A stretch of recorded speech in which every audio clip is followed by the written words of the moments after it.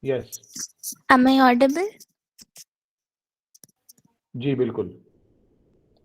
Movies are visual to realistic gateway, making ways to our dreams. Heartiest welcome to everyone on fifth day of Science Festember. We welcome our convener SM Yahya Ibrahim sir and moderator of Science Club Dr. Moiz Ashraf sir. Today, on this auspicious occasion, we have Nafis Mustafa as our guest speaker. Nafis Mustafa, an ex-student of Mass Communication Department and Cultural Secretary of SPArC, Karim City College, is a very fond movies with inspirational Satyajit Ray. He is really talented student who started making films at the age of 17, getting selected officially in film festival of countries like UK, USA and Bangladesh. He has been the member of Youth Jury Panel at Reel's Youth Film Festival, Vancouver, Canada in year 2020. Science Festember is organized by SPArC Karim City College. It started on 10th November with inaugural lecture of Science and Peace by Professor M. Sufyan Beg, principal of Zakir Hussain College of Engineering, AMU, Aligarh. On 11th November, we had presentation of Science and Pandemic by Moiz Ashraf Sir, moderator of Science Club and Maths HOD Karim City College. On 12th, we had talk on science fiction by ex-student and ex-chief organizing secretary SPArC Karim City College Shrishti Kumari. Yesterday, on 13th November, we had lecture on science and our life by Dr. Faza Abbasi, Director HRDC AMU Aligarh. Tomorrow, at the last day of Science Festember, we will be having interactive session with Jamshed Khan, a KCC alumni qualified for ISRO. At the end of the session, there will be a questionnaire for every participant. Now, I would like to invite Twinkle from Science Club to address welcome speech. Over to you, Twinkle. Am I audible? Yes, you are audible. Good evening, Reverend Principal, Dr. Yahya Ibrahim Sir, Dr. Mohammad Moiz Asraf Sir, Professor Ashok Das Sir, teachers and all present here. I am profoundly delighted to take an opportunity to welcome the guest speaker for the evening. He is none other than Mr. Nafis Mustafa. He is the ex-student and ex-cultural secretary of SPArC. Other than this, he made several short films from time to time, and few of them have been officially selected in the film festival of the countries like UK, USA, and Bangladesh. He have also been a member of Youth Jury Panel at the Real Youth Film Festival, Vancouver, Canada, in the year 2020. So, welcome Nafis Mustafa, our senior. Over to you, Smriti. Thank you, Twinkle. All curiosity must come to an end with revealing of movie's name. The movie for today's session will be the blockbuster sci-fi hit Inception, released on 2010 with IMDb rating of 8.8. I would like to invite Nafis Mustafa to start over with today's session. Oh, thank you so much, Smriti. Thank you so much, Twinkle, for this grand, heartwarming welcome. Am I audible? Yes, you're Yes, Nafis audible. Bhai, you are audible. Okay, okay, all right. So, thank you so much, all of you, SPArC, Yaya sir, Kareem City College, Moise sir, Das sir, for inviting me and being present here. So, without further delay, I would like to ask you a question. My question is, what is reality? What do you mean by reality? Do you think whatever you perceive through your six senses is reality? But wait for a second and think, isn't that just your perception? Isn't that just your just electric signals moving around in your brain? So what is reality? I'll be back with this. and I would like to see one video presentation which I would like you to see. So wait for it.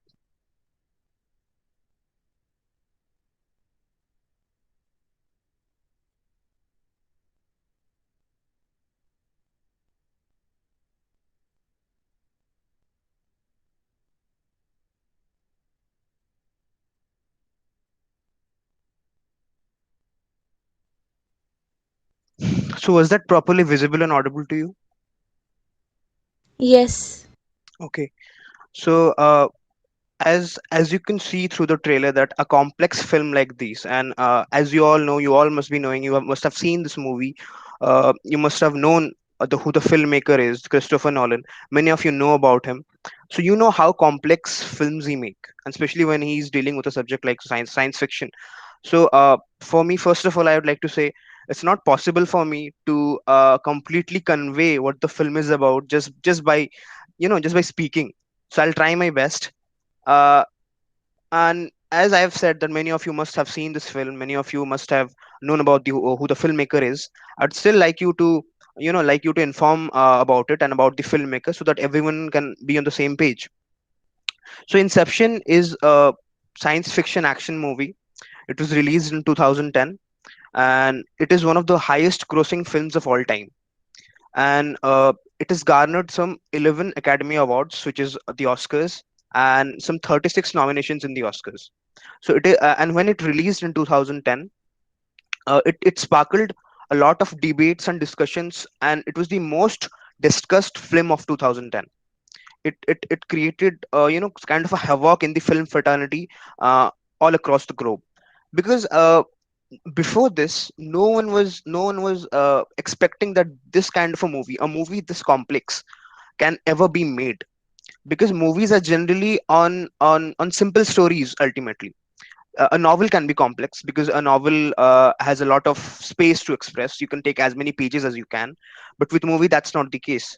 With movie you have a very limited time, you have a very limited budget, it's very costly. You can lose your money hugely, you may not get back your money at all, so it's very risky. So none of them none of the film fraternities in around across the globe expected that someone would try something like this. I still remember once Amir Khan was asked that do you think a film like Inception could be made in India?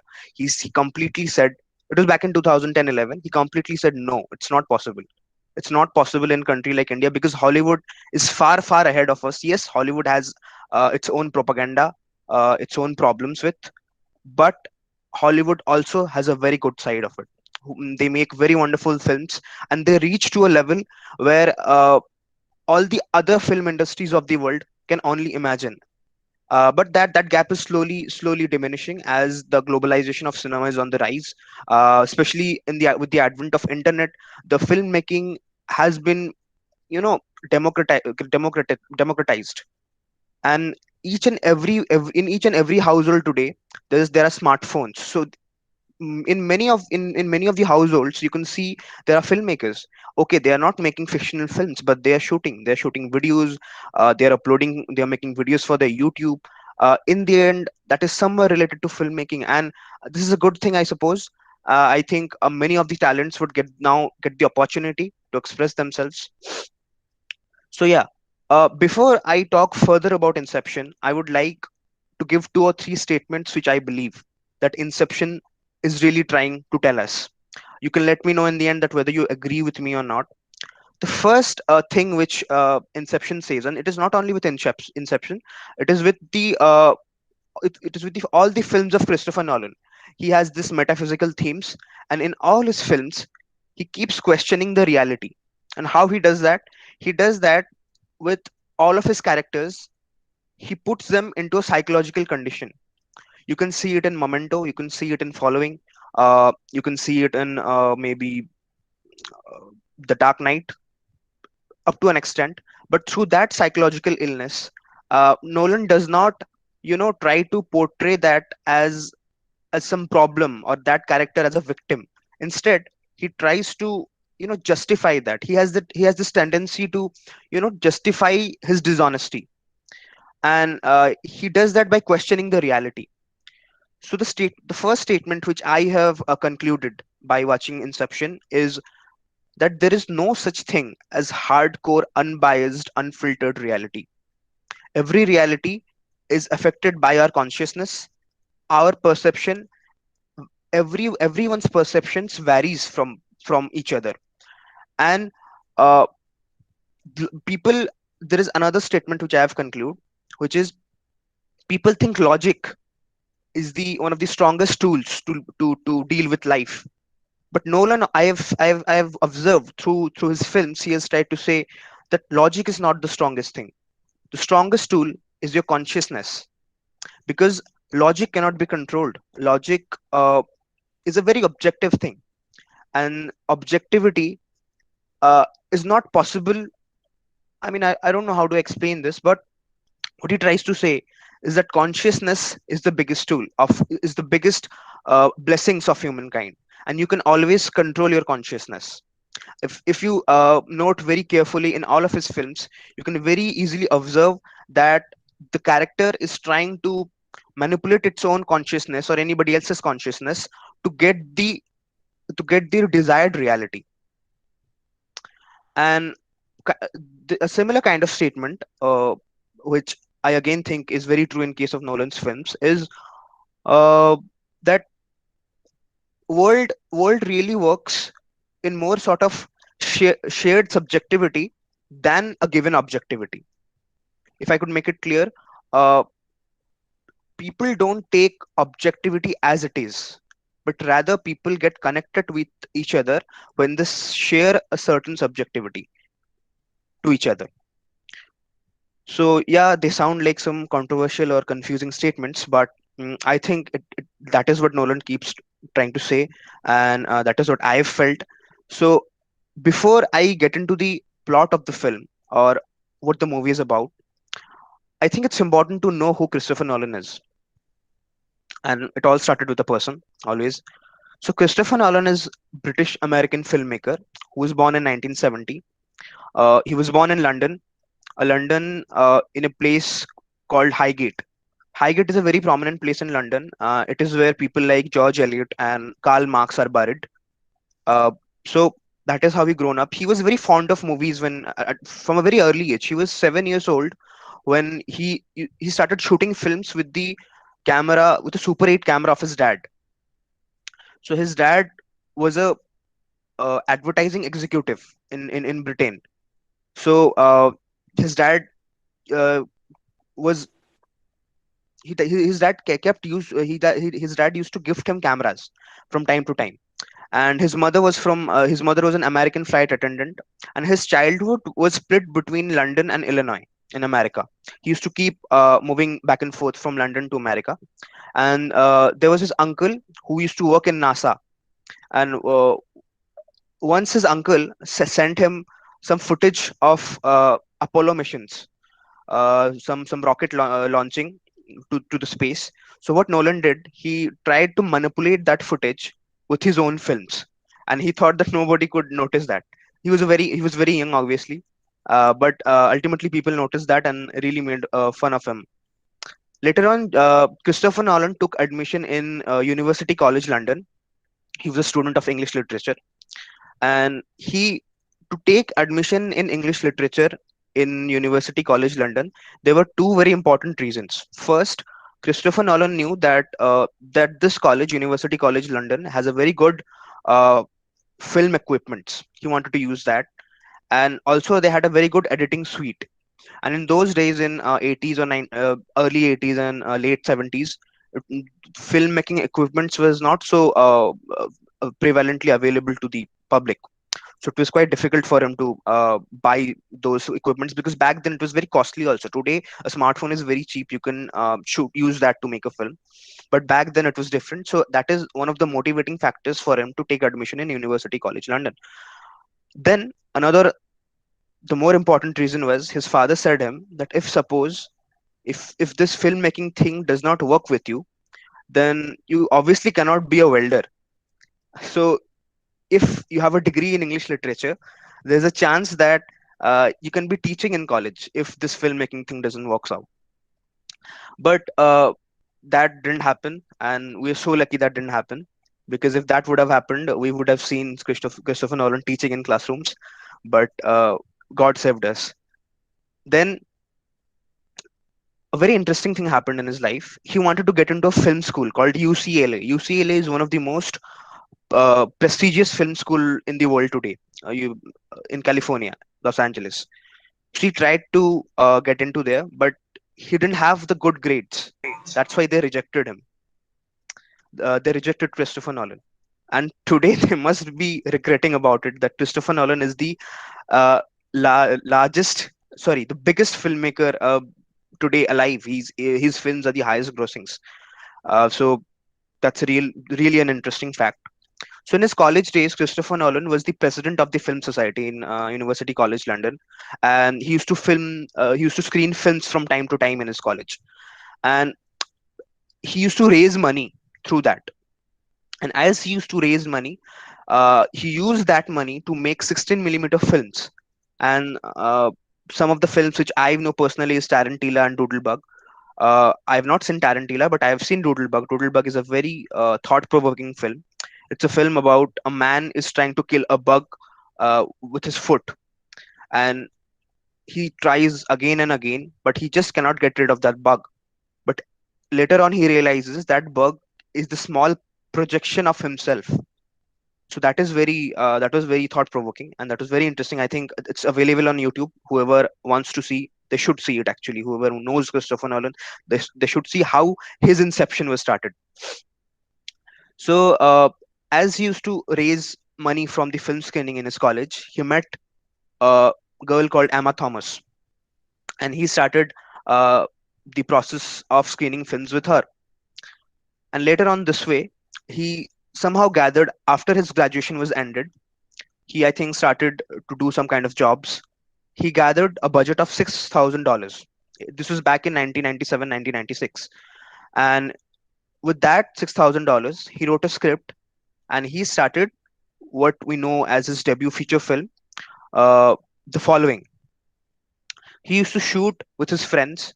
He used to use his own costumes, his own clothes, or the clothes of his friends. He used to uh, eat the sandwiches which was made by his mother, and only used to shoot on Sundays.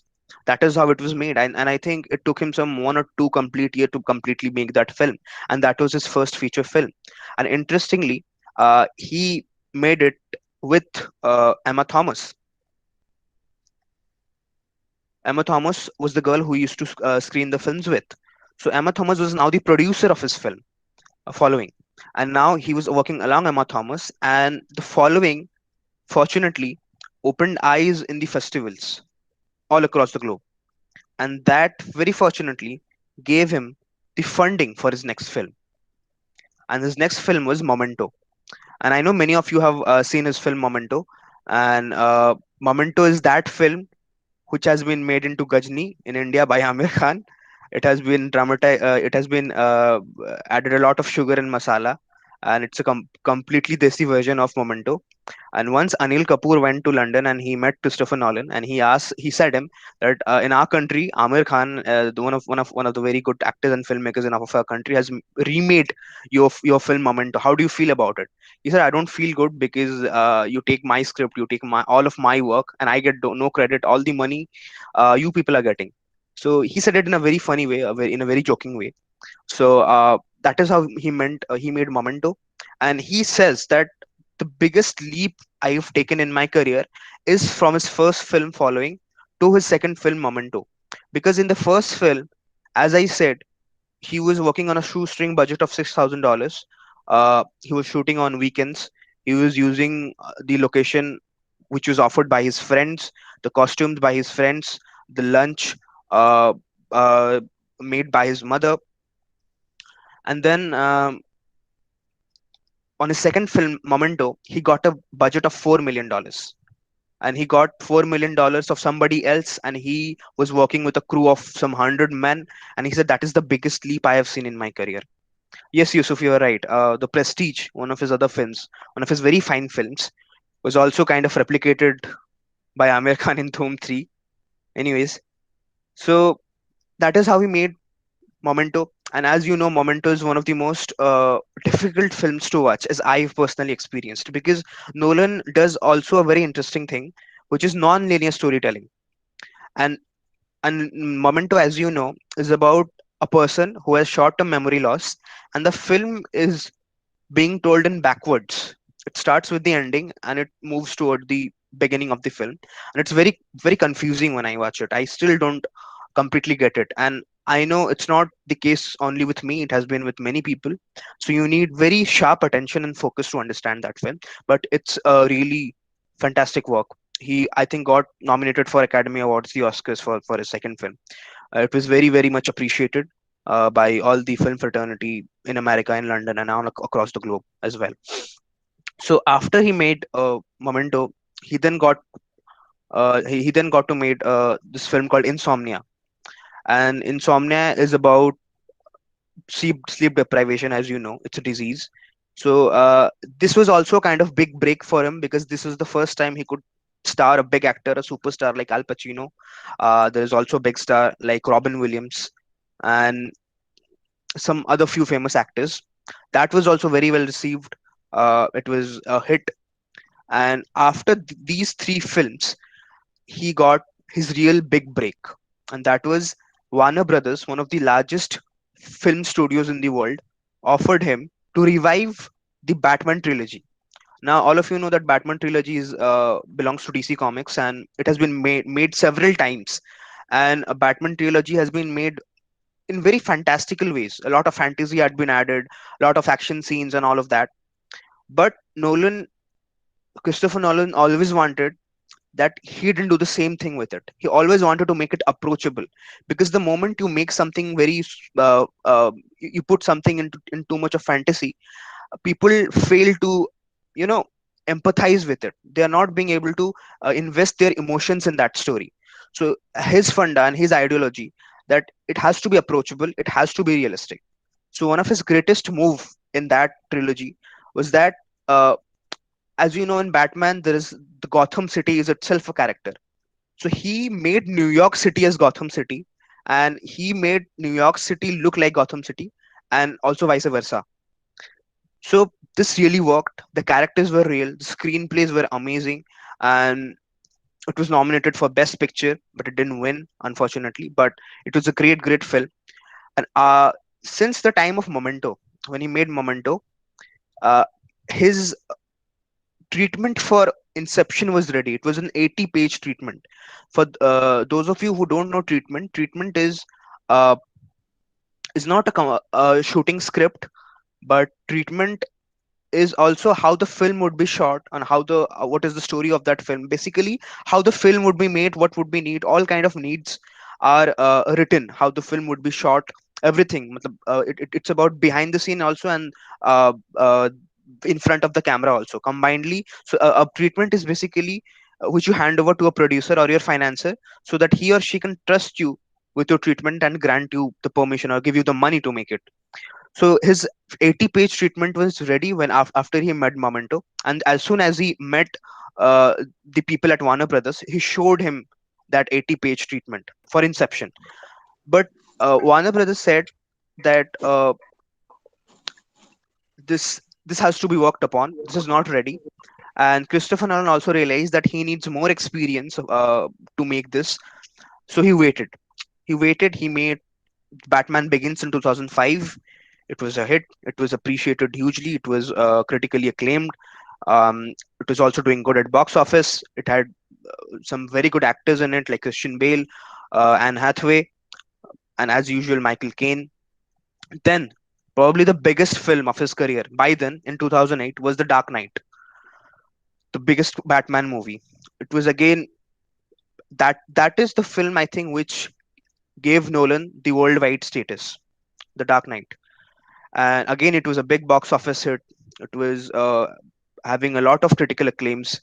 And after The Dark Knight, the Warner Brothers approved the script of Inception. They bought the treatment of that 80-page treatment from Christopher Nolan, which he showed during the time of Memento, and they approved that script. Now he said we can make it now.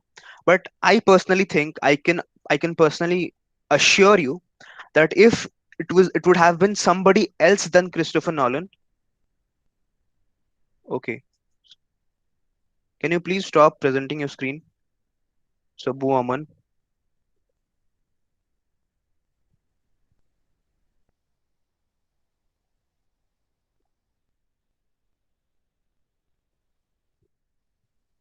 All right. So I can assure you personally, this if it would have been someone else than Christopher Nolan, a script like Inception would never have been approved by a studio like Warner Brothers. And it had some budget of $160 million. It was shot across 6 countries, and no other studio could have produced it, because no one has so much of money. Just because Christopher Nolan revived the Batman trilogy and he revived it so well, they got they Christopher Nolan earned Warner Brothers a lot of money. So that is how they got the courage to invest in Inception. And after investing in Inception, uh, they Christopher Nolan always wanted to work with Leonardo DiCaprio. As you know, he's the lead actor of Inception.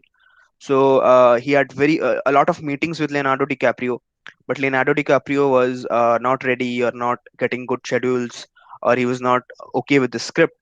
But after that, the Dark Knight, he also agreed with for making Inception.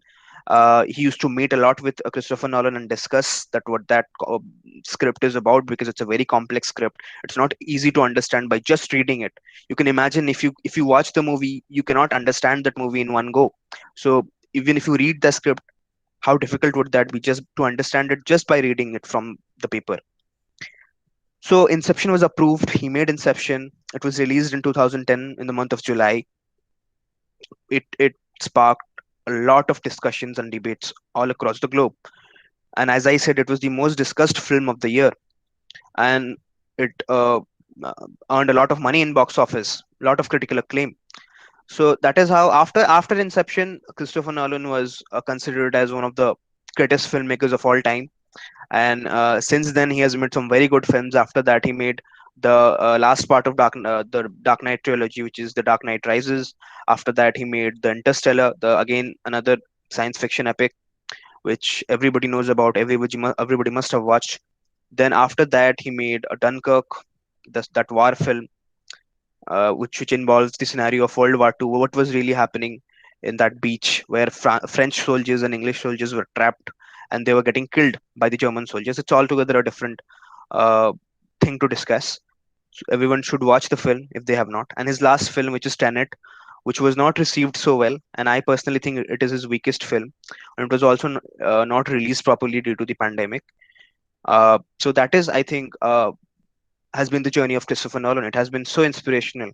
He is someone who has traveled from the independent filmmaking to studio filmmaking, from nowhere to being the biggest filmmaker alive of this, and he's literally the biggest filmmaker of this generation. So I think that would have given you an idea who Christopher Nolan is. And now, before I try to talk about the plot of Inception, as I've already claimed before, that it is not possible that I just talk about Inception and you may not feel that, okay, Nafis is talking uh, about something which is very confusing and fishy. People who have watched the movie, they know it, and people who have not, the warning was for them. So Inception is about a character whose name is Cobb. Cobb is played by Leonardo DiCaprio.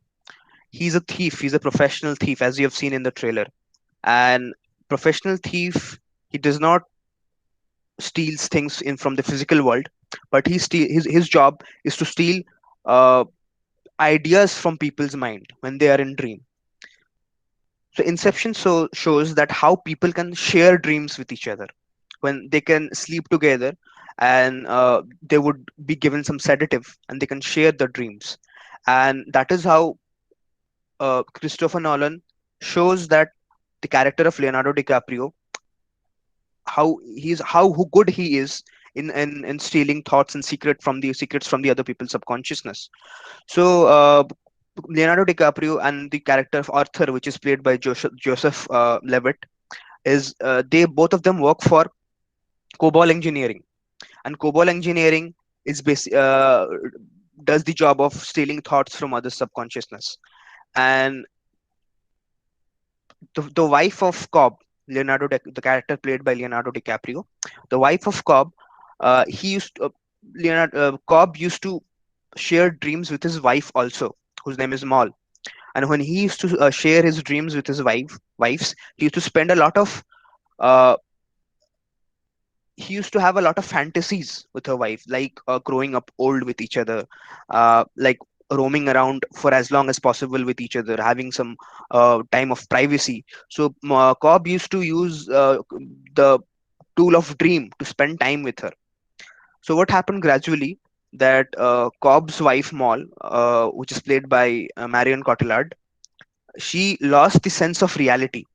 She lost that. She couldn't anymore understand that when she was dreaming or when she was actually uh, in the reality. So this theory of inception is that whenever you are in a dream, you can kill each other and you can wake up from the dream. So according to that, Moll, who is Cobb's wife, killed herself while she was in reality, thinking of it as a dream. So that is how his wife died. And the the law of America thought that his husband Cobb killed her, because there's a different story behind that. So due to this, he was forced to exile. He was out of the country. He was fleeing away from the law of his own country. And when he was out of his country, he met this businessman, a very big businessman, called Mr. Sato. So Mr. Sato offered him that if you couldn't do inception. Now here comes the concept of inception. Inception means Cobb used to steal others' thought from others' minds, but now his job was to plant a thought in someone else's head. So this was very difficult, according to all of these people who used to share dreams and who used to steal thoughts from others' mind.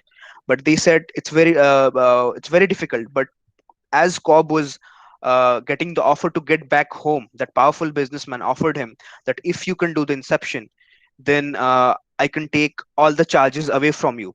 As you land in Los Angeles, you would be in your home. There would be no police. There would be no charges anymore. So that is what compels the character of Leonardo DiCaprio, Cobb, to attempt inception. So in this endeavor, he has to uh, get a good team, and that team included the character of Tom Hardy, which is named by Mr. Eames. Eames is a forger. His job is to fool people inside the dream. His job is to fake people within a dream, so that the person who is dreaming, his subconscious does not recognizes that there are other bodies inside his own dream. Then there was this architect which is played by Elliot Page. His name is Ariadne. He was a brilliant architect. Then he meets the character played by Dilip Rao, Yusuf. His job was to, prepare strong sedatives to make people sleep, to make people put into a deep sleep. So in this order, they Leonardo character Cobb makes a very good team, and he faces its own kind of challenges to prepare that team and to get into that get into the inception. Uh, he faces a lot of problems while he commits inception, or when he tries to make form his own team. After he goes into inception is basically about that there is a dream within a dream within a dream within a dream. So why so many layers of dream? Because the more number of layers there are in the dream, the more time you get to attempt inception. So in what happens in real life, are only a certain percentage of our brain is used. But when you are dreaming, uh, all of it is active because anything can happen. So if you dream for even 10 minutes within a dream, uh, it can be 1 hour. And when you are in a dream, it feels real. You cannot say it's you are dreaming.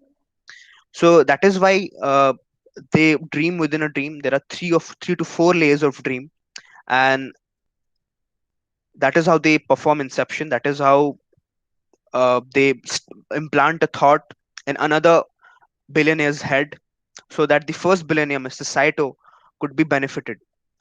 And the thought which had to be implanted in the other billionaire's head, to whom the inception was being performed was played by Cillian Murphy, a very talented actor, and his character was Robert Fisher. So Robert Fisher is the son of a very big businessman, and his father has just died, and he had very terse relationship with his father. But Mr. Saito wants that uh, Robert Fisher should no longer continue with his father's empire, because if he does, then Mr. Saito would lose all of his empire and they would overtake the business.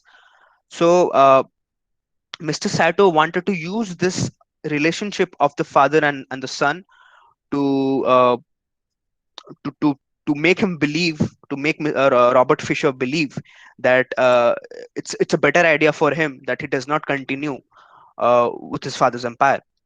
And with a lot of difficulties, with a lot of action sequences, very intellectual action sequences, as you can see in the trailer, that there are chasing cars, firing guns. It may appeal to you as a very boring kind of an action film, that typical action film, but it is not.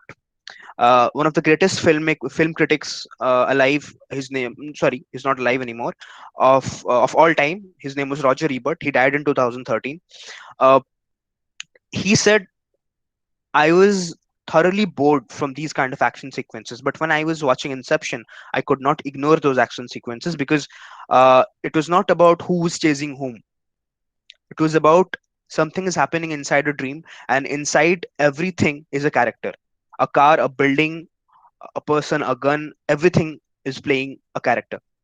So that makes it very interesting. Ultimately, the team gets succeeds to perform Inception, and as soon as they complete the process of Inception, they land in the airport of Los Angeles, and all the members are there inside them. And the character of Cobb, who is very frightened right now because he has done his job, but he does not know whether that for real he would be the charges would be taken off from him or not. But as he lands in the airport, there's a person who is approving his passport. He just smiles and says, "Welcome home, Mr. Cobb," and that is how it ends. I know this some summary or this explanation is, I think, only the 10% of the story, but this is the best I could do. If I try to explain more, it would sound very mechanical. It would sound very tedious and boring, and it would defy the purpose of giving this talk or something like that. I would better request everyone who, even if you have watched Inception, go and watch again, because this is a film which it's not that you can watch it for one time and you can understand it completely. I watched it yesterday, and I think I still have much things left to understand in that film. So that's about Inception, and that is how it was made. Christopher Nolan has been one of the greatest filmmakers of the world. It is one of my favorite films. People may argue that why did I talk about Inception? There are many other good films, many other good science fiction films like Matrix or recently released Dune. But Inception is that science fiction film which is closest to my heart, and it is that film which I know about the most. So I would request everyone to watch the film. That's it from my side.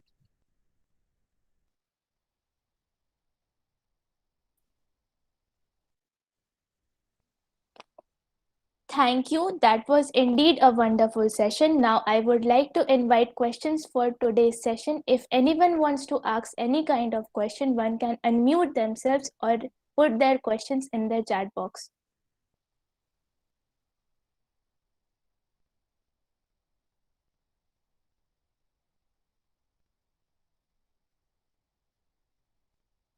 No one has the question for today's session?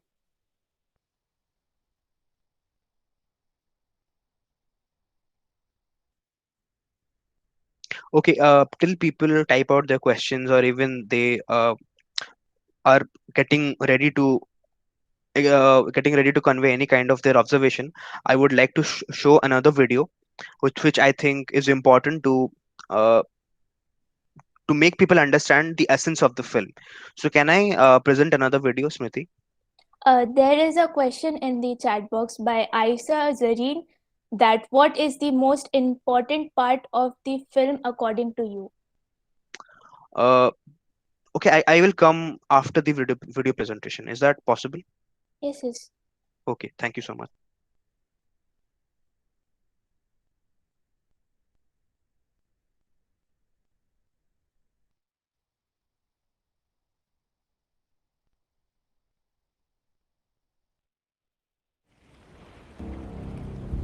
What is the most resilient parasite? Bacteria?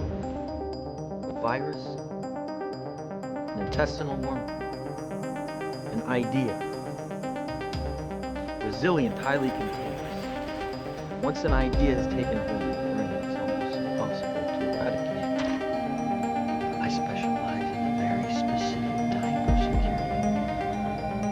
Subconscious security. You talking about dreams? You talking about extraction? Dream state, your conscious defenses are lowered. It makes your thoughts vulnerable to theft. It's called extraction. I think I found a way home. It's a job for some very powerful people who I believe can fix my charges permanently. What do you want from us? Reception. We need the simplest version of the idea. To blow up the subject's mind. Wasn't very simple.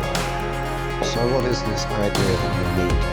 We need the heir of a major corporation to dissolve his father's empire.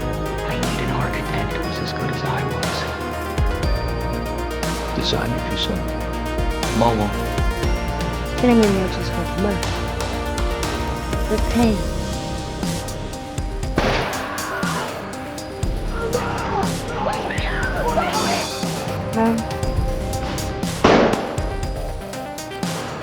Come back to reality, Tom.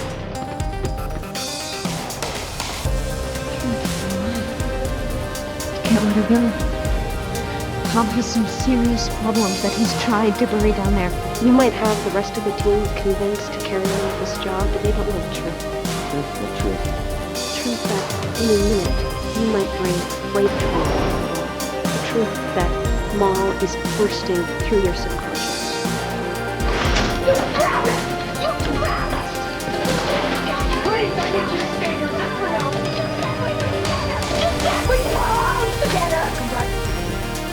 When we die in a dream, we wake up. Nothingness.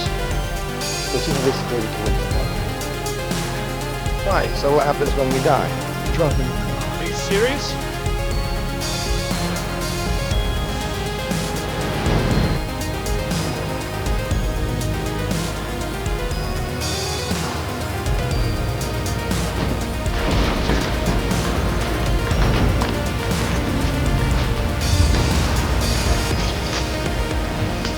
You led us into a war zone with no way out.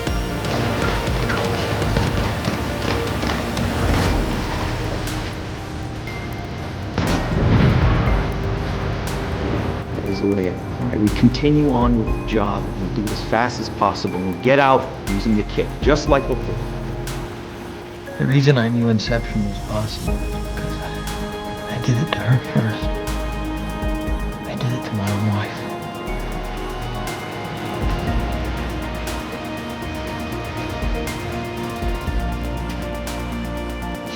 You begged my life. I was trying to save you. You betrayed me. Today was the last.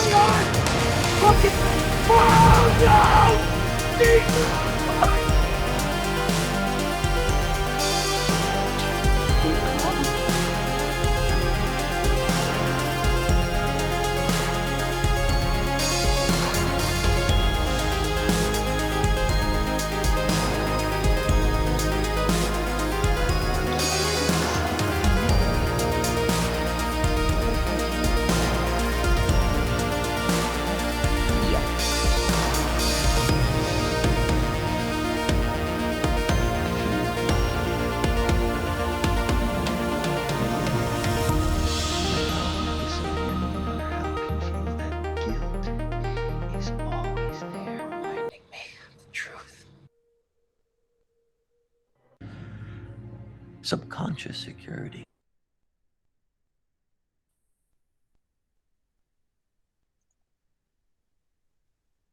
So was that properly audible and visible? Yes, it was. Yes. Okay. Yeah. So that was about Inception. Do watch it if you have not, and if you have, then please watch it again. There are So yeah. plenty of questions around that. Happy Kestri has asked how could be the changes you believe in Indian cinema industry would make into itself so that more and more sci-fi movies could be created in India. And also Twinkle Chauhan has asked, like you said, you make short films since you were 17. What is the idea or who is the idol behind it? How was your journey? Okay, I will answer it from the beginning. The first question is, I think, was from Isa Zareen. What is the most interesting part of the film according to you? I don't think there is anything about that film which is not interesting. But if you ask me anything in particular, I think th- it is the way film questions the nature of our reality. There is this one line in this film called uh, "Dreams feel real when we are in it." So that makes me think that uh, it is all about our perception, and perception is related to our consciousness, and our consciousness can be controlled. So basically, the film says that our realities can be controlled. It is not a very straightforward or a direct way, but it is possible. We can control our realities. And it makes me believe in that fact that whatever we think, whatever we believe, will happen to us. I think that is the most interesting lesson this film has taught to me. Zareen, thank you for your question. Happy Casey, how could be the changes you believe the Indian cinema industry could make into itself so that more and more sci-fi movies could be created in India? I think that changes are happening. F- uh, More and more people are watching films now because the internet has come. Uh, if there is this data that if you compare the population of India to the ratio that the amount of film theaters it has is not very proportional. There are a lot more people and a lot less movie theaters. So what happens that only big films get the most of the screens. Like if you, I'll give you a very present example right now. There is this film called Suryavanshi made by Akshay Kumar. It is getting most of the screens in multiplexes, and small film, suppose like I can bet that if there are still, the movie Dune is still in the multiplexes, multiplexes of India, but Dune is getting less number of screens. uh, it is because we don't serve people with good films. We have always kept making same kind of films, and the public only know that. The audience only have the audience of the rural India. I'm not talking about the urban India right now. The rural India, which is the larger part of India, is not used to these kind of films because they have never been, you know uh, they've never got the chance to see these kind of films, and they cannot make any understanding of it. But I think that process has slowly started because internet has come, smartphone is reaching to the villages, internet is reaching. Through that, they are discovering better cinemas, and their tastes are gradually changing. I think it will take some time, but it will happen. Yeah, Twinkle's question is, like you said, you make short films since you were 17. What is the idea, or who is your idol behind it? How was the journey? Twinkle, my journey, I have had a very disturbed childhood and a very difficult childhood, I would say. And it still has not got over. But when I was in the age of 14, 15, 16, I was I didn't have any clue about my life. I was very confused. It's not that I am not still. I am still confused, but I'm lesser confused now. But back then I was very confused. I couldn't make any sense, and it used to cause a lot of frustration and all of those negative feelings. But then I found my refuge into cinema, into films.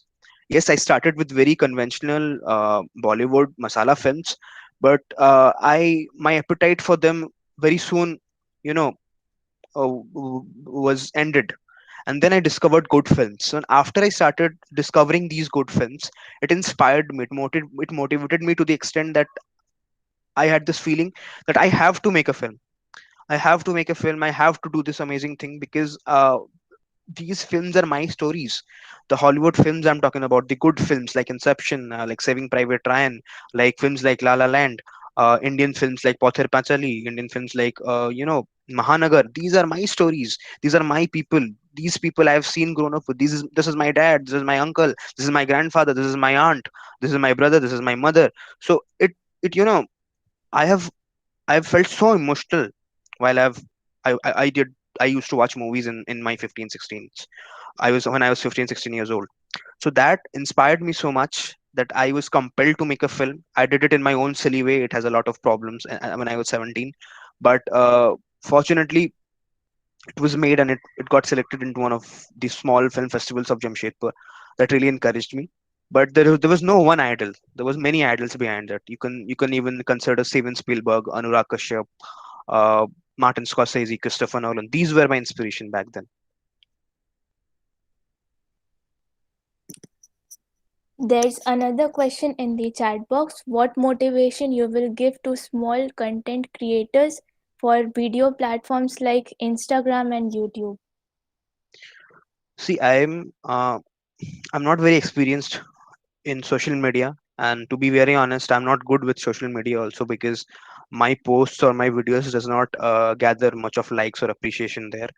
But I can say one thing. I can say a very basic thing, that uh, you should introspect as an artist or as a creator. You should introspect always, and you should try to ask yourself this question: that what is that particular thing for which I can die for which I can even work for hours, even if I'm not paid, even if I'm not appreciated. You have to love something that much. And if you get that answer, don't do it because it is rewarding something, because rewards would keep changing. It's very momentary. Today you will get rewarded, tomorrow you will get punished. Today you can get honored, tomorrow you can get where people can betray you, people can do a lot of bad things. So if you make that your motivational factor, then you may get into problems, you may lose motivation. Just try to find out what do you really love, and the technicalities and all of that you'll learn throughout the process. I i don't need to tell you anything about it. There's another question from Vijay Anand saying Inception, while dealing with the theme like consciousness, at its core, it investigates the very nature of idea, and it and is quite different from typical sci-fi movies, where we got fed with the same monotonous post-apocalyptic stories. Do you think that it redefines the genre itself? uh, yes, Binay, absolutely, absolutely, because Christopher Nolan, that is why Christopher Nolan is Christopher Nolan. He's known, he's respected and known so much all across the globe, because he himself is the redefinition of cinema. Because as I have said already, that if you see the trailer of Inception, you can never get the idea that how serious is that film, how humanitarian is that film. Even though it is about science fiction, but uh, in the end it is about human emotions. It is about a man trying to get back to his family, and he's ready to do anything possible for that. He's ready to risk anything for that. So yes, and Christopher Nolan does that very stupendously, because it took him 10 years to write the script of Inception.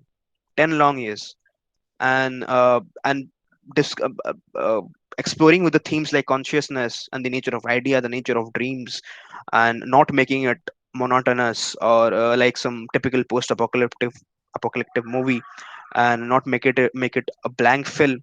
It takes a lot of efforts and a lot of insight, and I think Christopher Nolan uh, did that very well, and it took him a lot to do that, and he deserves all the credit. Because just imagine how hard it could have been to write a script like Inception, because once you write it, and if you edit something in between, you have to rewrite the whole script, because it is such you know intricately attached with each other. The narrative is so interdependent on with every act of that script. So it has been very difficult, and yes, he has redefined the genre. Okay, there is another question. Yes, from Vinay Anand, and he is saying that one actor, Tom Hardy's, his presence was felt at the key moments in the movie, while his casting was criticized. How did he impact your experience of the movie? Vinay, I don't know about that. His casting was criticized or not. I don't know about this, but you have told me, so I cannot say much about it. But Tom Hardy is a fantastic actor. He's a very skilled actor, one of the favorite actors of Christopher Nolan. You can see him in many of his films, in Dunkirk, in the Dark Knight Rises. He has made him act with just his eyes, like his face covered, his nose covered, and just with that, the expression of his eyes, he has done some great. He's given some great performances, and I feel that I feel that Tom Hardy was a very apt choice for Christopher Nolan. I think no one better than Thomas Hardy could have played that role of Mr. Ames.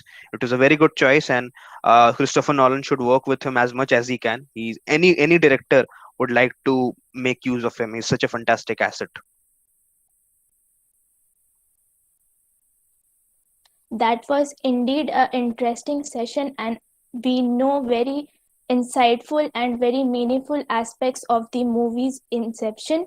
Now, I would like to call Saloni from Science Club to propose vote of thanks. Over to you, Saloni.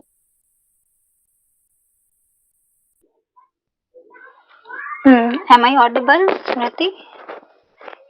Yes, you are. A very good evening to one and all present here. I, Saloni Kumari, on behalf of SPArC Karim City College, I am privileged to propose the vote of thanks this evening. With deep sense of appreciation, I am grateful to all present here. I would like to thank our guest Nafis Mustafa for sharing his experiences and knowledge with us. It was a great pleasure to hear you. Thank you, Senior. I would also like to thank our convener, Dr. S.M. Yahya Ibrahim Sir, our mentor, Dr. Mohammad Moiz Ashraf Sir, our Professor Asok Das Sir, and all those who took out time from their busy schedule to join us. Thank you. Thank you, Thank you, Saloni. Twinkle. Thank you, Nafis Bhaiya, for joining us today. Now, I will let the mic to Yahya sir to say few some words. नहीं भाई कुछ नहीं कहना है. It was very good.